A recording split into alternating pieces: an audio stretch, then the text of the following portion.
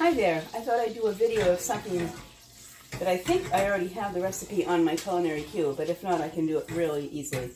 Chicken pot pie, so easy. The quarter cup of butter, that's ready to go. I'm going to put some celery and onion in and saute it till it's soft for a bit. About 10 minutes, because you know they say to do it slow. The slower you saute onions, the sweeter they are. And of course, you do it really slow and for a long time, then they caramelize. But we're not going to go there. But we don't want to blast the heck out of them. We're just going to, oops, I got a little piece of skin in there. Oop, put mine in the oven. So here we go, just onions, celery. Oops, break those up. But not a big deal. I'm just going to let those saute for a bit and not make you watch me. But just so you know, I did my usual thing. I have everything prepped. I have everything I need. I have my flour pre-measured, my stock, my chicken, my veggies. And here's something fun. I have a ton of lettuce, and I'm afraid it's going to go bad. So you know what? I'm going to throw it in here and see how it is. I'm sure it's fine. And if it's not, well, what are you going to do? Okay, this is going to saute. I will be back.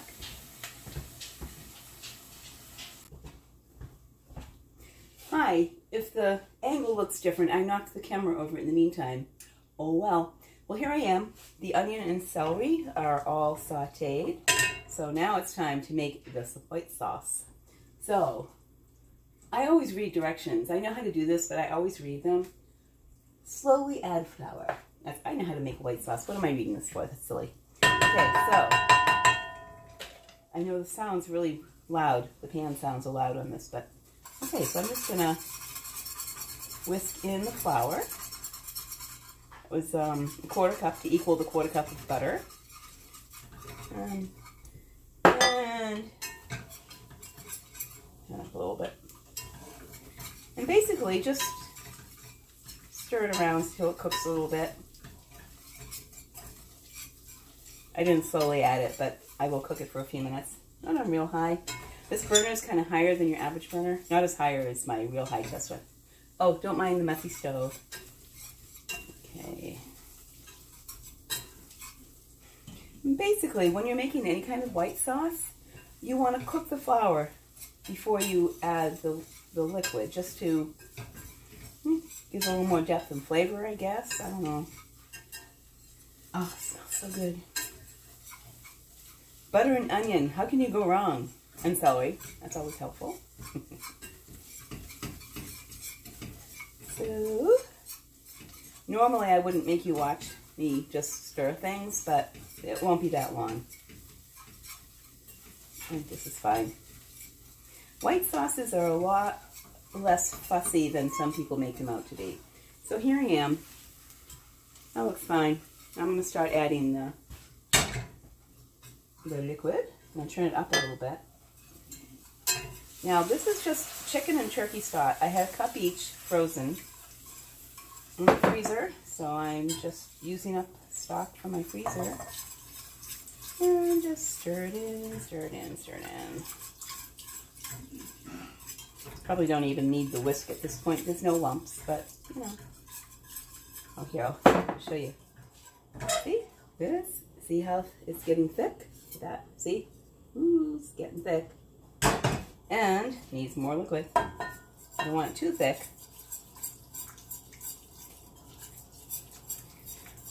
So one of my faults is when I'm doing a white sauce, I'm so good at gradually adding the fluid, and then at some point I just say screw it and dump the rest of it in.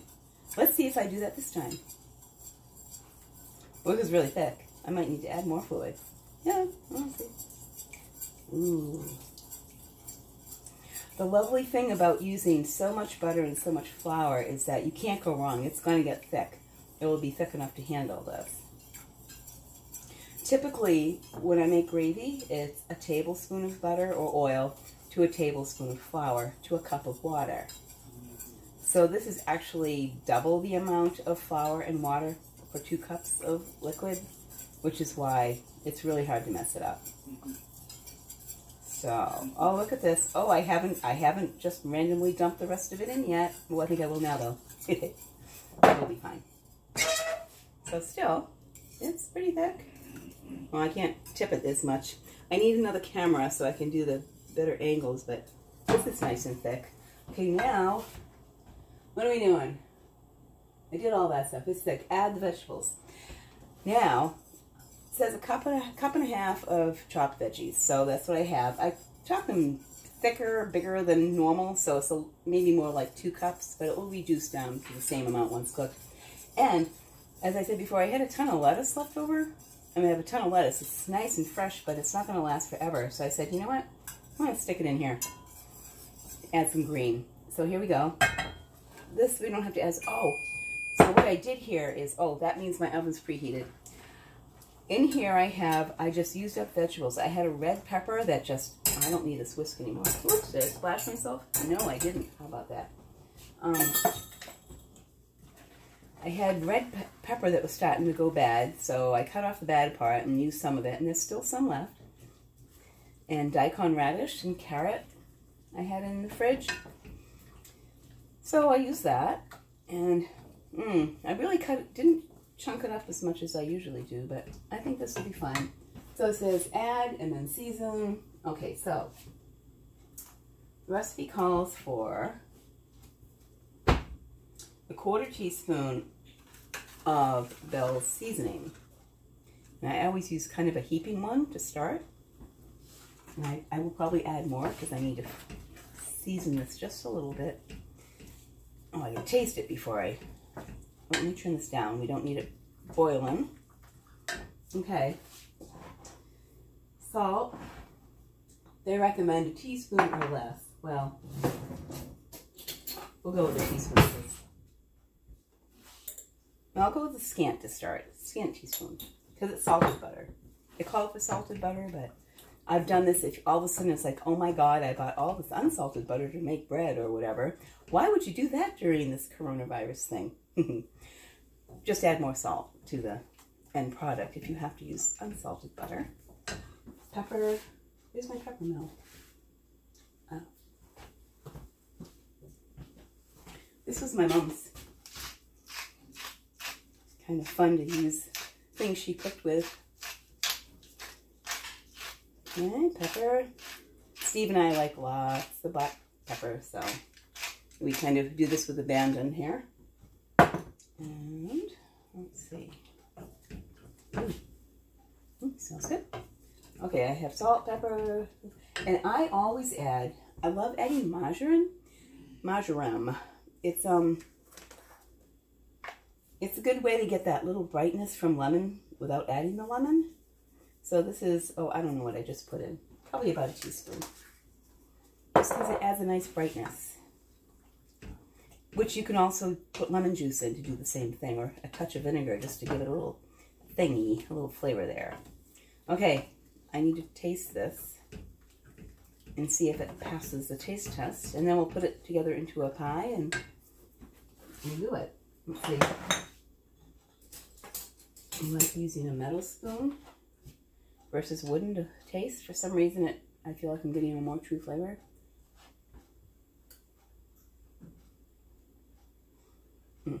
If I'm cooking for company, I would not do this, but I'm going to double dip because it's just Steve and I, and our germs are already commingled, so, you know.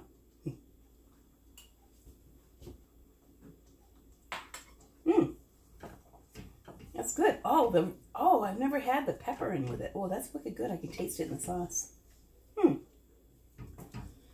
I'm debating if I want to add any seasoning or not. Let's see. That's good. If I had tomato paste, I might add some, because it always adds like an umami thing going on, but I'm going to add some oregano. If I can find it quickly enough. If not, forget about it. Oh no. Time.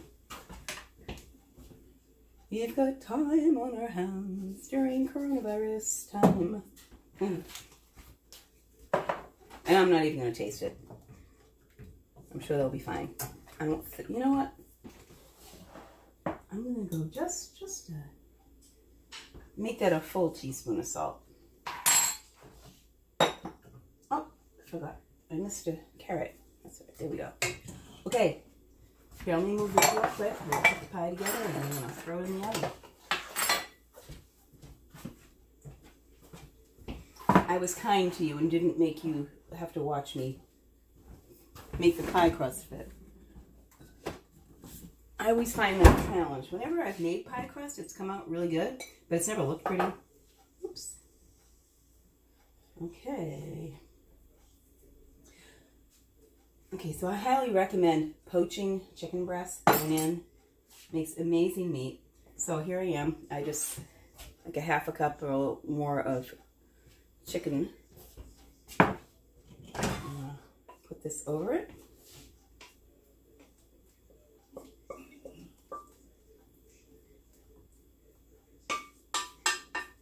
Oh. I love wooden spoons, but a spatula is always best to get the very end of everything.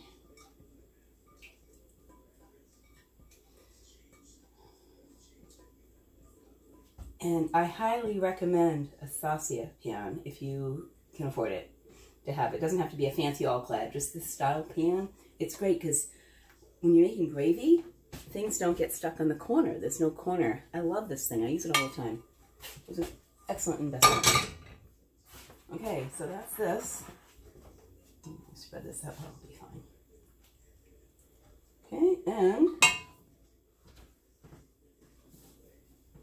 yeah, and I had already opened this up, so okay, so I'm terrible at doing pie crust. Let's see. Ooh, prepping ahead of time helped.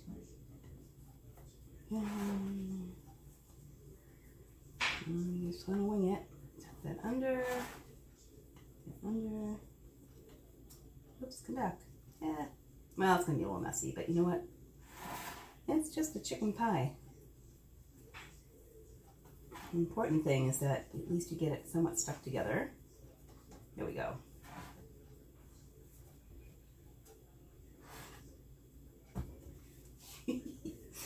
Okay, it's kind of half-assed looking, but what the heck. Here, we're going to do one final thing.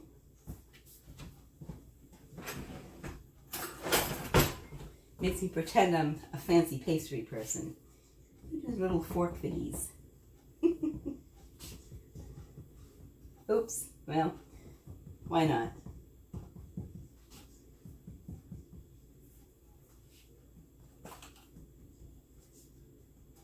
Okay, well this is silly, but whatever. Sharp knife. Then we'll do, I always do 5 slits. I don't know why. Must be the Pentagon thing for me. Oops. Wiccan, not Satan. Okay, here we go. Throw it in the oven. It was preheated to 425 and it's going to go for about, how long? Yeah, 40, 45 minutes. And I won't make you watch me during that. See you when I get back. So the timer went off. I actually went for 35 minutes and oh my god, I remembered to turn the oven off already. So here we go. It's, ooh. Yeah, it ain't gorgeous, but it's bubbling. I'm sure you can see this, but we'll do a little lift. And of course now I need to let it sit for, oh, recipe says 5 minutes. Ha ha ha. This is going to sit for like 20 minutes because it's really hot. But I'm sure it's going to be really good. And it got a little burnt, but some people say to partway through put one of those, you know, foil over it to protect the crust, and I don't have time for that. Whatever. It is what it is. Oh, and these are the Pillsbury crusts. Sorry about that. The frozen ones that I used. I've heard that Trader Joe's ones are really good. And one of my challenges during this coronavirus time is to learn, if possible, to make really good whole wheat crusts, because all I have is whole wheat flour. So, oh no, actually I do have some white flour, but let's see, let's do the challenge. I'm going to do the challenge for the whole wheat. But in any case, this will taste great. It's easy, quick and easy recipe to make, and just one of those comfort foods. So try it out. culinaryq.com. That's culinary and the letter q.com. And I'll make sure the recipe's up there soon. Thanks. Bye.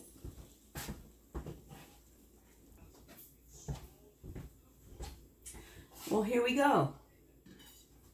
It's done. It's cooled down a little bit. I'm gonna see what it looks like when we cut out a piece. Oh, it's never easy. Oh, okay, not too bad. Well, it may not look pretty, but that's okay, because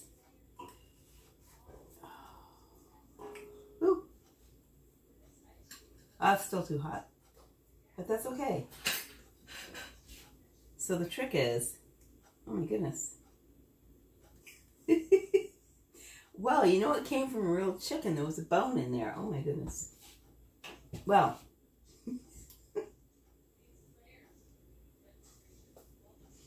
Okay, so now I have to try some.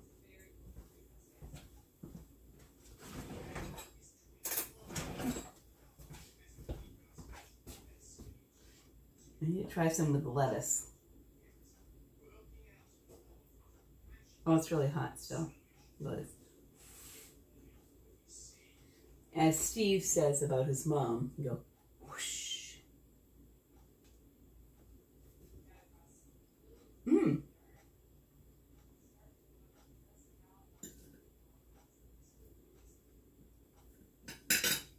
It's good, and feel free to put lettuce in your chicken pot pie or anything else. That's really good. Most romaine lettuce, it's good. Safe romaine lettuce. Okay, well, thanks for watching, and this recipe either is or will soon be on culinaryq.com, and it's so easy, and you can multiply it, because I cook this for like 40 people at a time too, so it's a fun recipe. Whatever you do, have fun cooking.